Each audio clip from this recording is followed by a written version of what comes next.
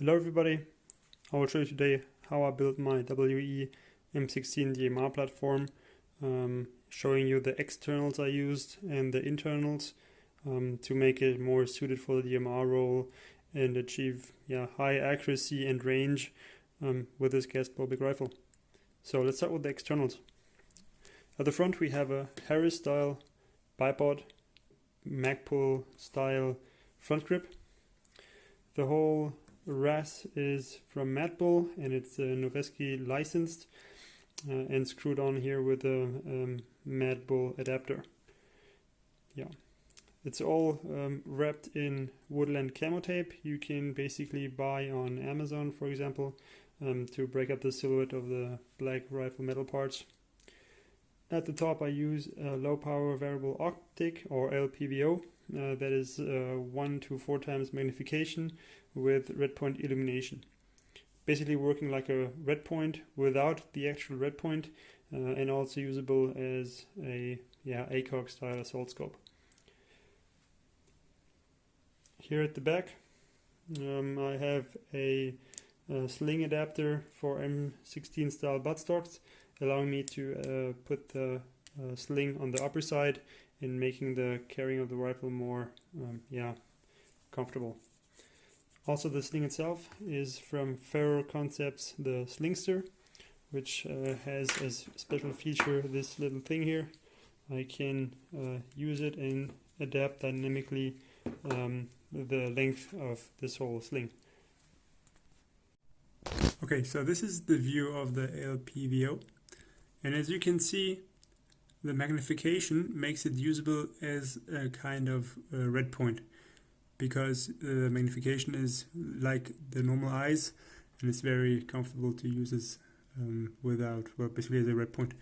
Also, there is a red point that you can use. You can see the red point on the wall. And for the magnification, I'm going to move it back to the tree here. I can just put this little ring here on the side, increase the magnification on 4 times zoom. So now, come on, so now the tree is focused at 4 times zoom. So I'll next show you what I built inside. Okay, so here I disassembled the airsoft rifle to show you the different parts that I use. So look at the lower receiver.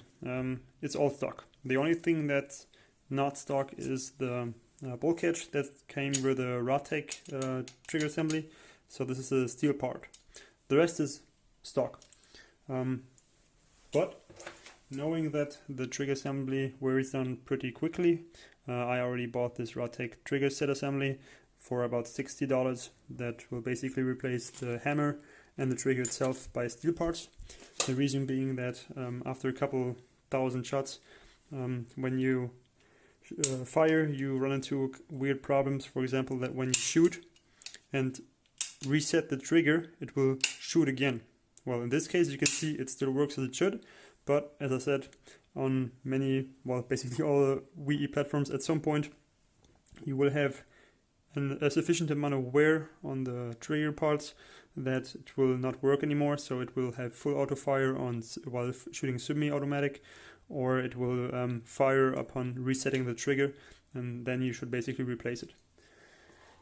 You can also buy this wei-tech kit with a whole trigger assembly, with a trigger box, for example, but you don't need it. Basically, the only parts that wear down are these one, and this is much cheaper than actually buying the whole set. So when we look again at the bolt catch, it's a steel part, and this little knob right here basically wears down the bolt. It runs along this line here. So on the normal WE bolt, this is a normal WE bolt, this wear will basically rip through the metal here, and once it rips through, the nozzle with the O-ring does not seal anymore, and basically you can throw this part away. That's what happened. So yeah, since this is not steel but just kind of, I don't know, pot metal or whatnot, it will basically break here. So that's why I went for my M16 for an wei-tech bolt carrier made out of steel, which basically, yeah, reduces the wear a lot on this part here and will last longer. The nozzle itself is stock WE. I am not a big fan of the aluminum nozzle, especially the one with the end pass, because it's not consistent. So yeah, I use the stock nozzle and the stock nozzle valve. Yeah, the only modification I did was modifying the nozzle valve itself. So this one is stock, it's not modified, and I filed off this little nub here to make it flat. This basically shortens the whole distance of this nozzle valve and will increase the FPS a little bit. Yeah, so I did not chrono it, but judging from the animation from wei-tech on how the end-pass system works, it makes sense that it increases a little bit the FPS. And then we talk about the other opposite direction. If we insert the tool and then we loosen it, you will see the cylinder actually moving backward. And the total length of the MPS is shorter than the original. That means it needs longer time to finish the stroke of this distance and to let more gas through the nozzle to the hole set and prepare the BB bullet. Because the time is longer than the original, so actually we will allow more gas to prepare the BB bullet.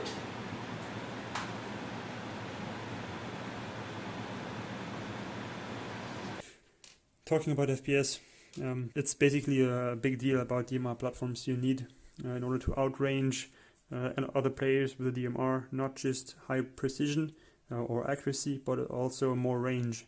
So there's no other way than increasing the FPS. So one way of doing it is, of course, modifying this little valve here. The other part is the barrel itself, which I will talk about now. So as you can already see from the color, it's pink. So it's a 75-degree maple leaf bucking.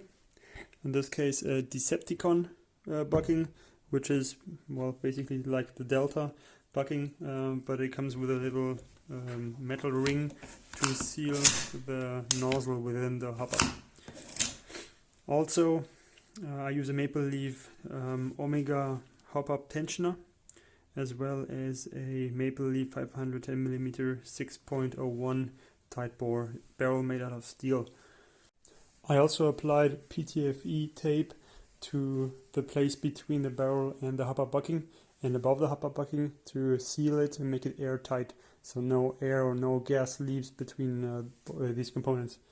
I haven't tried them yet, so I just installed them. I can't really tell you how good it is compared to my old setup that used a Angel Custom in a barrel, also 6.01. I'll still have to try it out. The most interesting part now is, what does this setup achieve? So for the FPS at 20 degrees Celsius temperature, generally I clock at around 1.85 to a maximum of 1.9 joule with 0.2 gram BBs. Not considering here the joule creep, so I assume that with 0.4 gram BBs I might even top the 1.9 joule limit. So of course you always need to be careful what BBs you clock at different fields and to stay within the limits. Accuracy wise, I hit targets at about 50 meters every single time and up to 70 meters 2 out of 3 times, which is still a very good performance. Of course, that was all with my old setup, which had the different barrel. I had a Angel Custom barrel, and I did not yet test this setup. So you will have to wait a couple more weeks or month until I can give you proper results on how this maple leaf barrel works. If you want to know more about different technical aspects, or you have questions about kind of problems, or simply are interested, just let me know, write me in the comments, and check out my gameplay videos. See you soon.